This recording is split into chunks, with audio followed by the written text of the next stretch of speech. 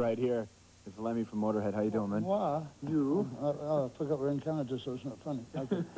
Hello. We are Motorhead. We're gonna kick your ass.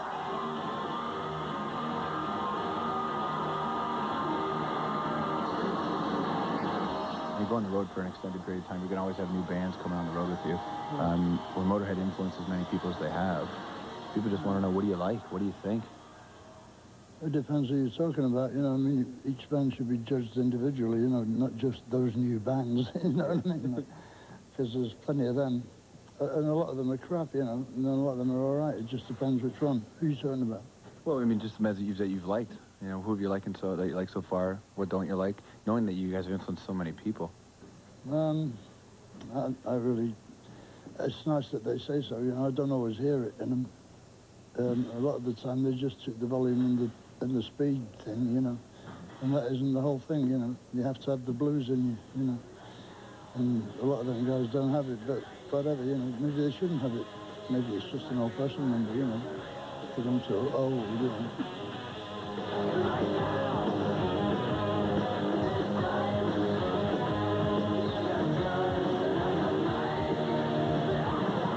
Do you find yourself sitting back and listening to the music that you make and say, here's what we need to do to make this different, or is it just kind of flow to you very naturally now?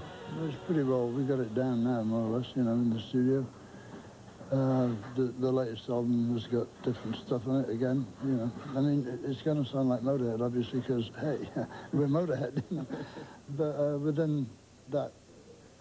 within those confines, we change it around every album, I think, pretty good. We're getting quite sophisticated in our old age now. There's actually harmonies on the new album.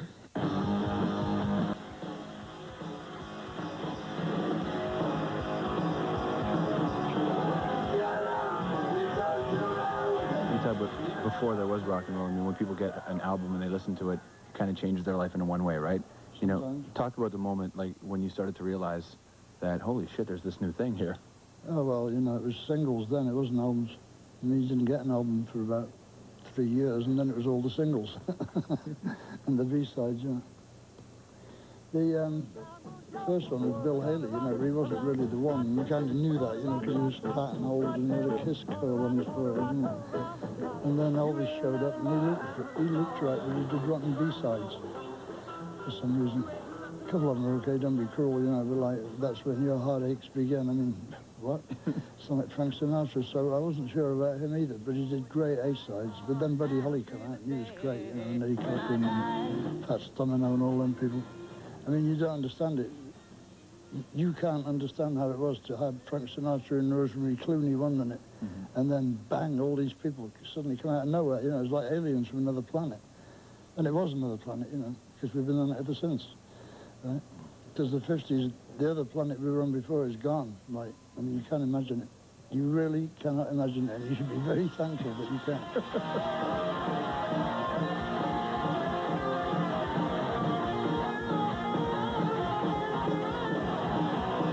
Especially with rock and roll, it was the influence of black culture. Black culture was 3/4 of it. It was country and blues fused together that did it. And, hang on, I can't talk at this angle. Oh, that's better. It was Little Richard, really, was the biggest influence on me from the black thing, you know, because his audience was predominantly white, you know, and the blacks didn't like him. I thought it was amazing, you know.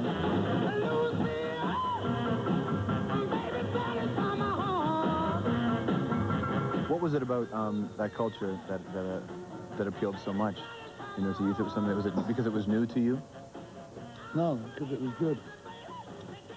New doesn't really matter to me. New isn't always better, you know. It's something people should learn, because people embrace the new without really listening or looking at it. And any depth, you know. I mean, new is just new. Sometimes it's shit and it's new. If you like to gamble, I tell you how you land. You win some, lose some, it's your responsibility.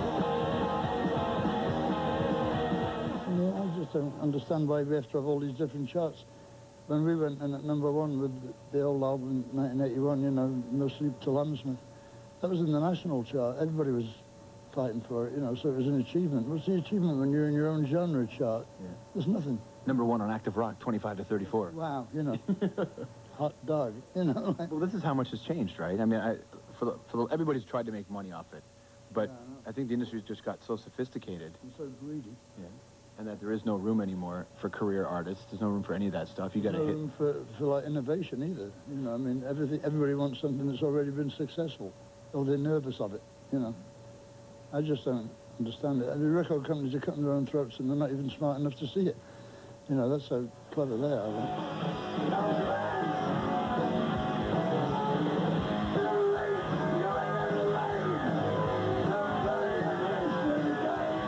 When you see your audience at a show, there are people who are 13 years older. So there's just continues, it replenishes, Yes. you know, with the youth.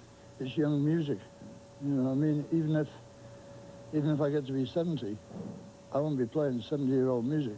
I'm playing 25-year-old music, you know, forever, because rock and roll won't allow you to be old.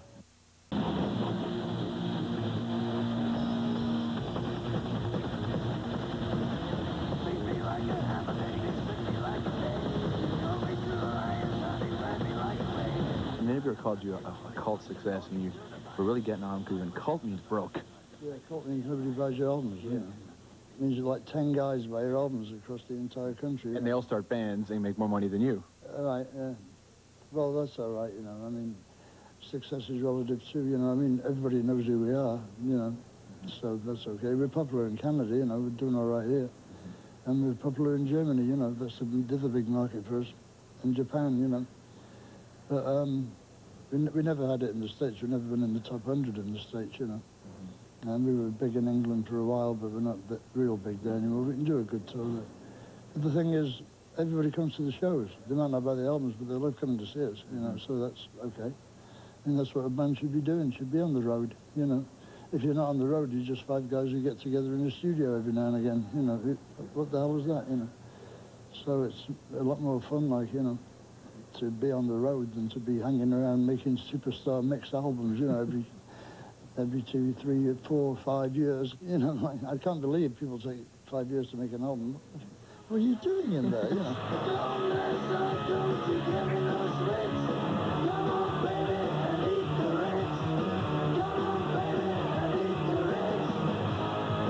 Do you ever reach a point where you say you don't want people to know certain things about you, or did you gave full run and let everybody just see what you are? Well, you know, you don't want to know how small your dick is and things like that, you know. I mean, there's not much that I keep hidden, really. I mean, because you're in a band 24 hours of the day, you know. I mean, a factory worker gets to clock off at 5 o'clock, you know. I never get to clock off. I'm always in Motorhead. I'm always, oh, there he is, you know, even at 5 in the morning, right? So, but it's okay, you know, I don't mind. I mean, I always wanted to be famous, and now I am, so that's great, you know.